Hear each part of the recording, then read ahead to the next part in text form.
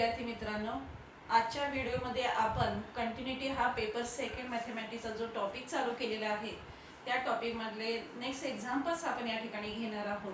Theoretical part आपला झालेला आहे की कंटिन्युटी या टॉपिक मध्ये आपण ज्या 3 डेफिनेशन बघितलेले त्या डेफिनेशनचा वापर करूनच त्याच्यावरचे आधारित एक्झाम्पल्स आपण सोडवतोय. पहिली डेफिनेशन बघितले, continuity of the function at x is equal to a की if the given function y is equal to f of x is continuous at x is equal to a if and only if first condition is f of a exists, second is limit as x tends to a of f of x exists, and third is f of a is equal to limit as x tends to a f of x. या तिन्ही condition जर त्या दिलेल्या फंक्शनने satisfy केल्या at x is equal to a, तर ते दिलेलं फंक्शन कसं आहे असं आपण म्हणू शकतो, कंटिन्युअस आहे असं आपण म्हणू शकतो. आणि या तिन्हीपैकी एखादी जरी कंडिशन फेल झाली तर ते फंक्शन येते डिसकंटिन्युअस. मग या डिसकंटिन्युटीचे आपण 2 प्रकार बघितलेले आहे. पहिला म्हणजे रिमूवेबल डिसकंटिन्युटी. मग रिमूवेबल डिसकंटिन्युटी कधी म्हणायचं, ज्या वेळेला त्या फंक्शनची f ऑफ a ची व्हॅल्यू आणि limit x tends to a f of x ची व्हॅल्यू ह्या कशा येतील, अनइक्वल येतील. पण या कंडिशनला लेफ्ट हँड लिमिट आणि राईट हँड लिमिट हे काय आलेलं असते, इक्वल आलेलं असते. लक्षात घ्या, f ऑफ a एक्झिस्ट झालेलं असतं, limit x tends to a f of x exist झालेलं असतं. एक्झिस्ट म्हणजे left hand limit right hand limit exist होऊन ते दोन्ही इक्वल आलेले असतात. आणि इथे ह्या दोन्ही व्हॅल्यू इक्वल येतात, फक्त f ऑफ a ची व्हॅल्यू अनइक्वल येते. म्हणून हे डिसकंटिन्युअस आहे आणि त्यामधलं रिमूवेबल डिसकंटिन्युअस आहे. मग ती डिसकंटिन्युटी कशी रिमूव्ह करायची, तर एक्झाम्पल मध्ये f ऑफ a ची जी व्हॅल्यू दिलेली असणार आहे ती व्हॅल्यू आपण जर रिप्लेस केली आपलं हे जे लिमिट सोडून आलेली व्हॅल्यू असते त्याने, तर आपण जे रिडिफाइन केलेलं फंक्शन असणार आहे ते कसलं असणार आहे, तर कंटिन्युअस फंक्शन असणार आहे. अशा प्रकारे आपण 4 मार्काचा प्रश्न त्याच्यावरचा सोडवू शकतो. आणि दुसरी डिसकंटिन्युटी बघितली ती म्हणजे इररिमूवेबल डिसकंटिन्युटी. मग इररिमूवेबल डिसकंटिन्युटी म्हणजे ती डिसकंटिन्युटी आपल्याला रिमूव्ह करता येत नाही, ते फंक्शन रिडिफाइन फॉर कंटिन्युटी करता येत नाही. मग कधी, ज्या वेळेला त्या फंक्शनचं लेफ्ट हँड लिमिट आणि राईट हँड लिमिट हे कसे आलेले असतील, अनइक्वल आलेले असतील, त्यावेळेला ते फंक्शन हे कसलं असणार आहे, डिसकंटिन्युअस. आणि डिसकंटिन्युटी मध्ये पुन्हा इररिमूवेबल डिसकंटिन्युअस असणार आहे. तर अशा ह्या 3 डेफिनेशन्स आपण या ठिकाणी बघितले, त्याच्यावरच्या आधारित एक्झाम्पल्स आपण सोडवायला चालू केलेले आहेत. पहिल्यांदा आपण discuss the continuity of the given function at given point, किंवा examine the continuity of the given function at given point, किंवा check the continuity of the given function at given point. अशा प्रकारचा प्रश्न आपण सोडवलेला आहे. मग त्याच्यामध्ये 2 इंटरवल दिलेले असतील, 2 म्हणजेच x is not equal to a आणि x is equal to a अशी कंडिशन दिलेली असेल. आणि दुसरा असणार आहे तो म्हणजे x is greater than a, x is less than a and x is equal to a. अशा प्रकारचा इंटरवल दिलेले असणारे एक्झाम्पल्स आपण मागच्या व्हिडिओमध्ये सोडवलेले आहेत. नेक्स्ट एक्झाम्पल आपण या ठिकाणी घेऊया.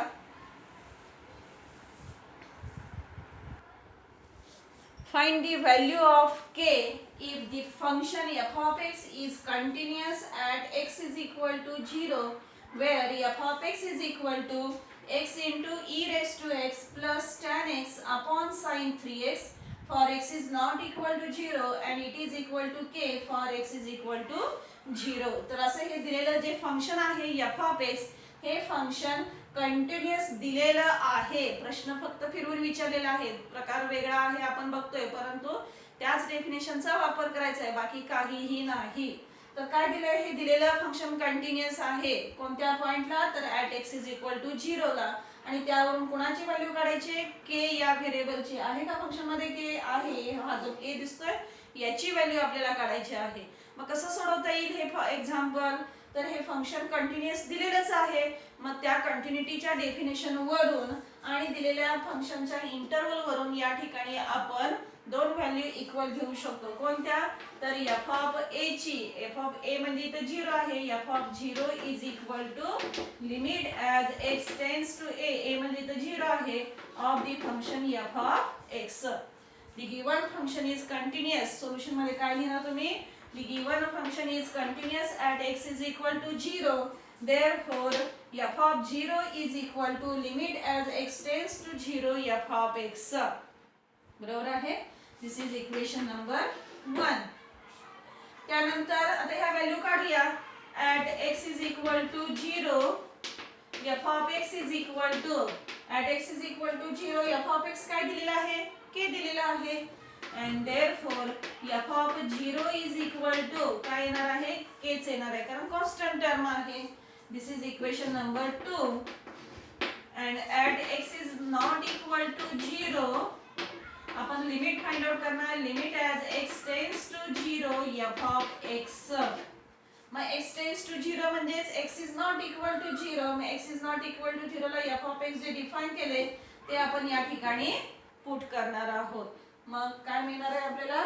तर limit as x tends to 0 f of x is equal to limit as x tends to 0 of the function x into e raised to x plus tan x upon sin 3x. आणि थोडक्यात आता ह्या फंक्शनचं limit आपल्याला या ठिकाणी find out करायचं आहे. मग लिमिट फाइंड आउट करताना फंक्शन जर बघितलं ट्रिग्नोमेट्री tan पण आहे sin पण आहे. मग tan sin आणि tan चे ट्रिग्नोमेट्रीचे फॉर्म्युले तुम्हाला माहित आहे. tan x upon x sin 3x upon 3x पाहिजे. मग त्यानुसार आपण काय करूया? प्रत्येक टर्मला अंशात हा जो न्यूमरेटर आणि डिनॉमिनेटर आहे यांना काय करूया? x ने डिवाइड करूया. Therefore we get it is equal to limit as x tends to 0 of the function x into e raised to x upon x plus tan x upon x divided by sin 3x upon x. या ठिकाणी हा x ला x cancel होतोय. tan x upon x फंक्शनचा form तयार झालेला आहे sin 3x. फॉर्म्युलानुसार sin चा अँगल 3x आहे. छेदात पाहिजे किती? 3x आहे किती? x. तर या x ला 3 ने मल्टिप्लाय करूया. आपण हे मल्टिप्लाय केलेले 3 डिनॉमिनेटरला ज्यादा घेतलेले आहेत ते न्यूमरेटरला मल्टिप्लाय करून घालवून टाकले. आता हे मल्टिप्लाय केलेले 3 कॉन्स्टंट आहेत. लिमिट ऑपरेट करण्यापूर्वी ते बाहेर घेऊया. मग कोणता अल्जेब्रा वापरणार? इथं ॲडिशन आहे, इथं डिव्हिजन आहे, मल्टिप्लिकेशन आहे. म्हणजे आपण कोणतीही प्रोसेस असू द्या अल्जेब्रा काय सांगतो? लिमिट सेपरेट ऑपरेट करा. Therefore it is equal to limit as x tends to 0 of the function e raised to x plus limit as x tends to 0 of the function tan x upon x divided by 3 into limit as x tends to 0 sin 3x upon 3x. याचं limit फॉर्म्युलानुसार 1, याचं limit फॉर्म्युलानुसार 1. याच्यामध्ये x tends to 0 put केलं e raise to 0. कोणत्याही संख्येचा 0 घात value 1 येते. therefore it is equal to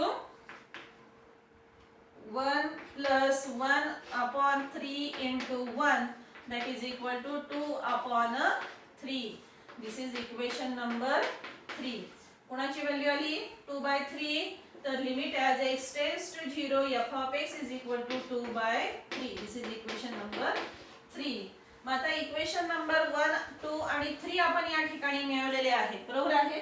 मग equation number 1 काय सांगतं? तर f of 0 ची आणि limit x tends to 0 f of x या दोन्ही व्हॅल्यू कशा येतात? इक्वल येतात. कारण ते दिलेलं फंक्शन त्यांनी ऑलरेडीच कंटिन्यूअस दिलेलं आहे. म्हणजेच from equation 1 2 3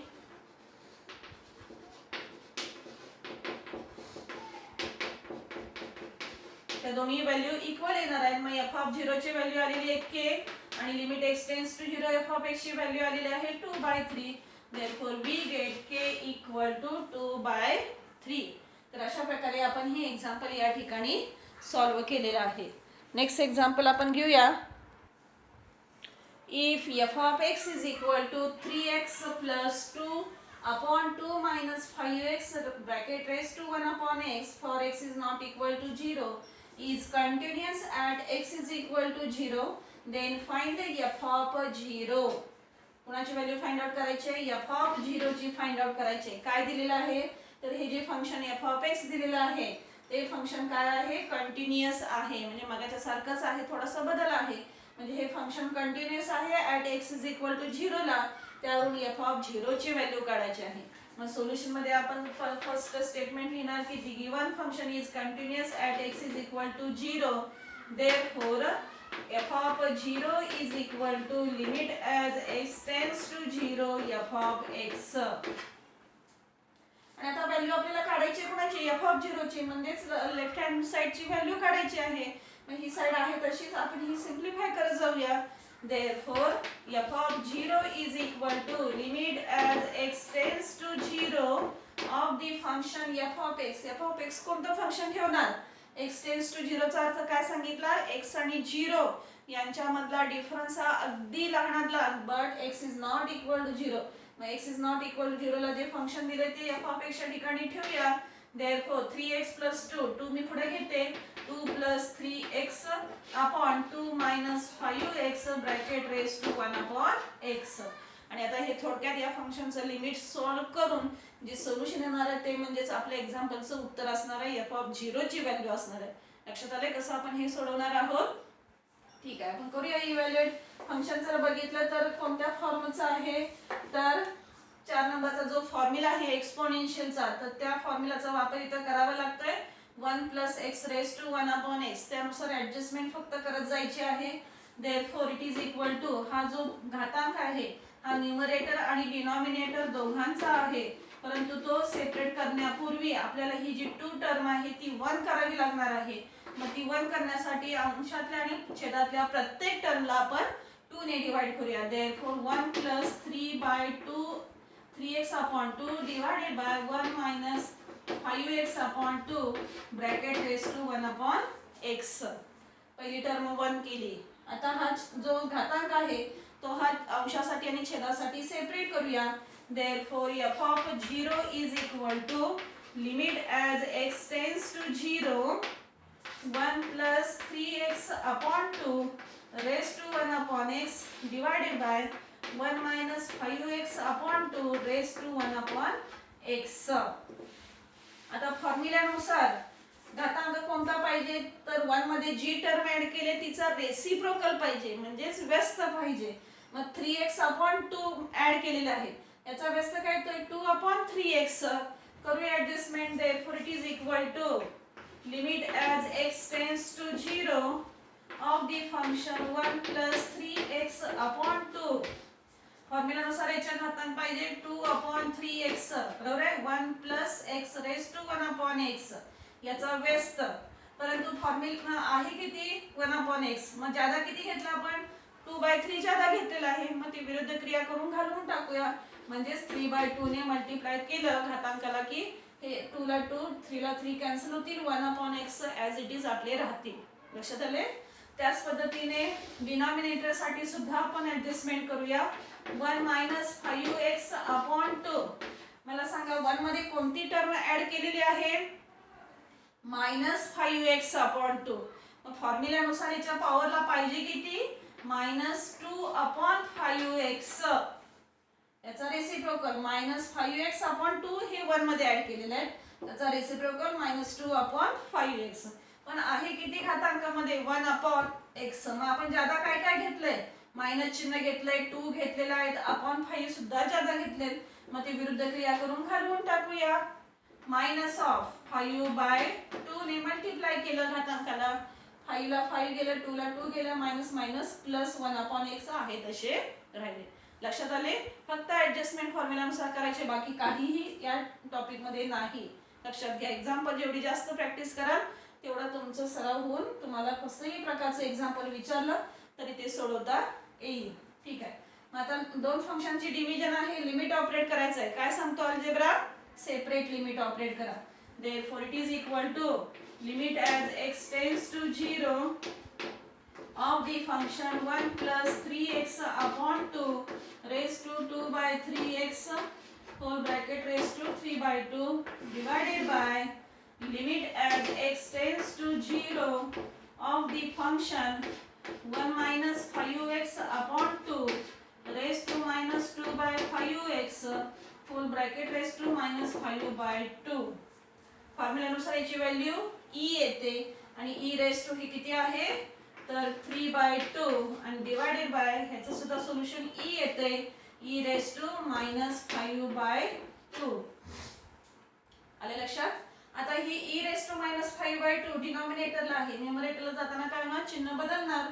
it is equal to e raise to 3/2 into e raise to 5/2.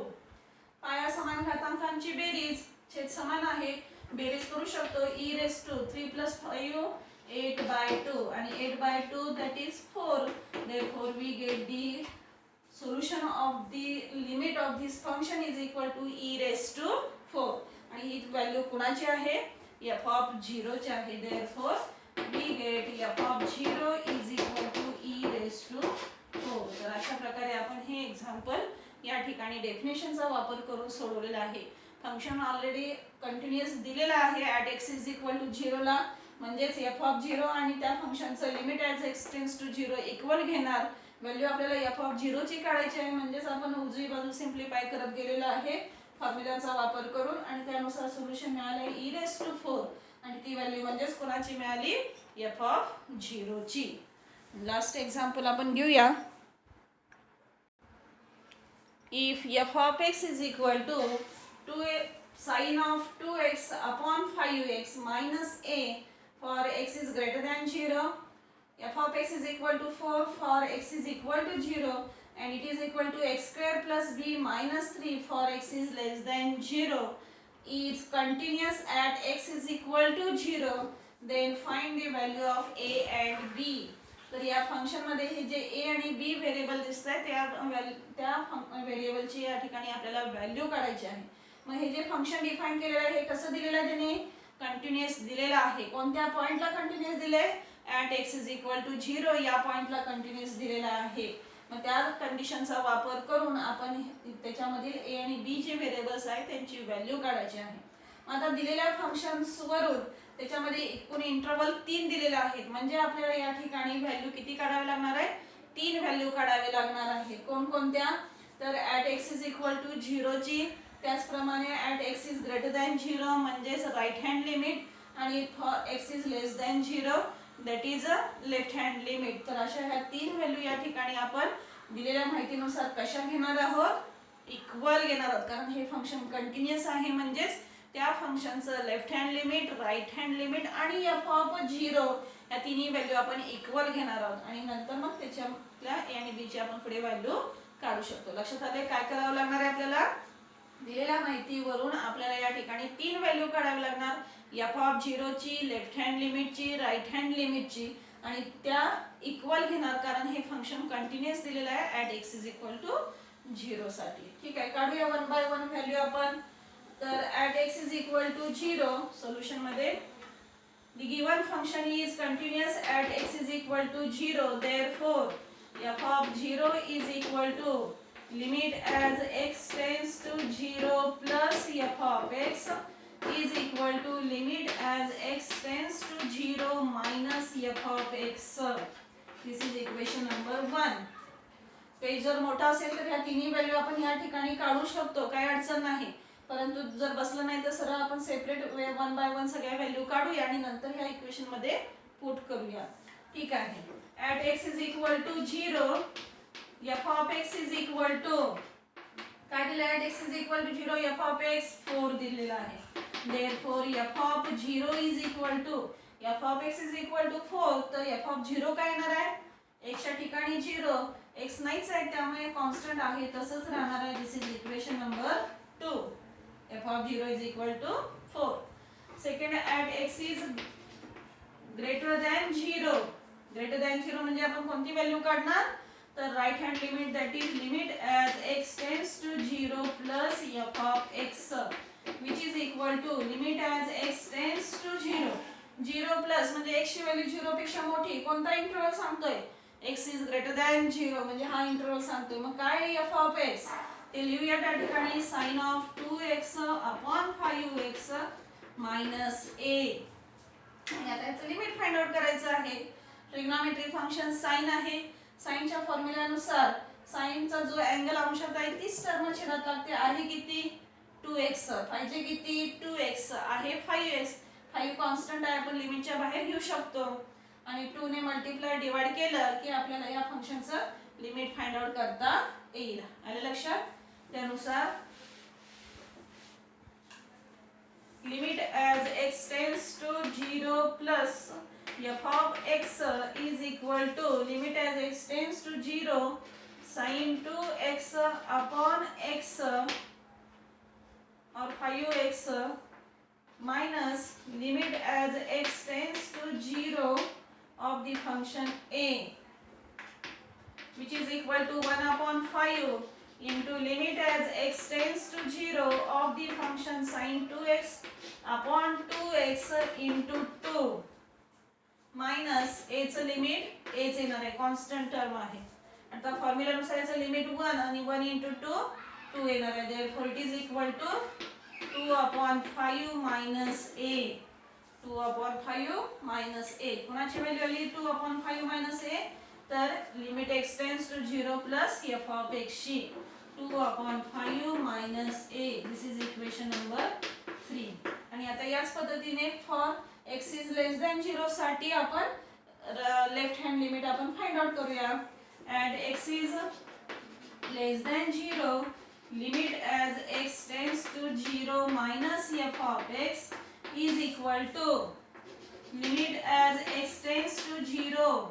0 minus कुठं आहे इंटरवल मध्ये 3 नंबरला होतं x is less than 0. मग काय फंक्शन दिलं होतं त्यांनी f of x is equal to x square plus b minus 3 हे फंक्शन दिलेलं आणि याचं लिमिट फाइंड आउट करायचं आहे. अल्जेब्रिक फंक्शन आहे, डायरेक्ट लिमिट ऑपरेट करू शकतो. x स्क्वेअर चं limit as x tends to 0 0 plus b चं लिमिट b minus 3 चं लिमिट 3 च येणार आहे. म्हणजेच काय येणार आहे याचं लिमिट b minus 3 येणार आहे. बरोबर आहे? therefore we get limit as x tends to 0 minus f of x is equal to b minus 3. this is equation number 4. आणि आता इक्वेशन नंबर 1 काय सांगताय? ह्या ज्या तिन्ही व्हॅल्यू आपण काढलेल्या आहेत त्या कशा आहेत? इक्वल आहे. मग खाली आपण स्टेटमेंट लिहिणार फ्रॉम इक्वेशन 1 2 3 4 f of 0 ची value 4 is equal to 2 upon 5 minus a is equal to b minus 3. आणि आता हे सोडवून a आणि b काढू शकतो. तीन व्हॅल्यू इक्वल आहे, दोन घेऊ शकतो कोणत्याही. आपण ह्या पहिल्या दोन घेऊया. therefore 4 is equal to 2 by 5 minus a. a ची व्हॅल्यू काढायची आहे, मायनस आहे तो इकडे आल्यावर प्लस होईल. a is equal to हा 4 इकडे मायनस होईल. 2 upon 5 minus 4. छेद समान करून वजाबाकी करूया. minus 18 upon 5. this is the value of a. a is equal to minus 18 upon 5. आता याच पद्धतीने b ची व्हॅल्यू काढण्यासाठी हे पहिलं इक्वेशन आणि हे घेऊया. 4 is equal to b minus 3. b positive आहे, ही मायनस टर्म इकडे आल्यावर प्लस होईल. therefore b is equal to 4 plus 3 that is equal to 7. therefore b is equal to 7. तर अशा प्रकारे आपण या ठिकाणी a आणि b या व्हेरिएबलची व्हॅल्यू या ठिकाणी कंटिन्यूटीच्या डेफिनेशन नुसार काढलेली आहे.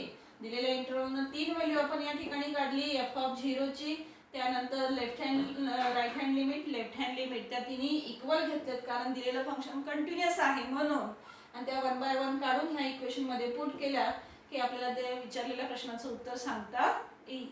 तर अशा प्रकारे हा टॉपिक आपण या टॉपिक मधील महत्त्वाचे एक्झाम्पल्स जास्तीत जास्त घेण्याचा प्रयत्न केलेला आहे आणि तुमच्यापर्यंत ही जी कन्सेप्ट आहे कंटिन्यूटी ही पोहोचवण्याचा मी प्रयत्न केलेला आहे.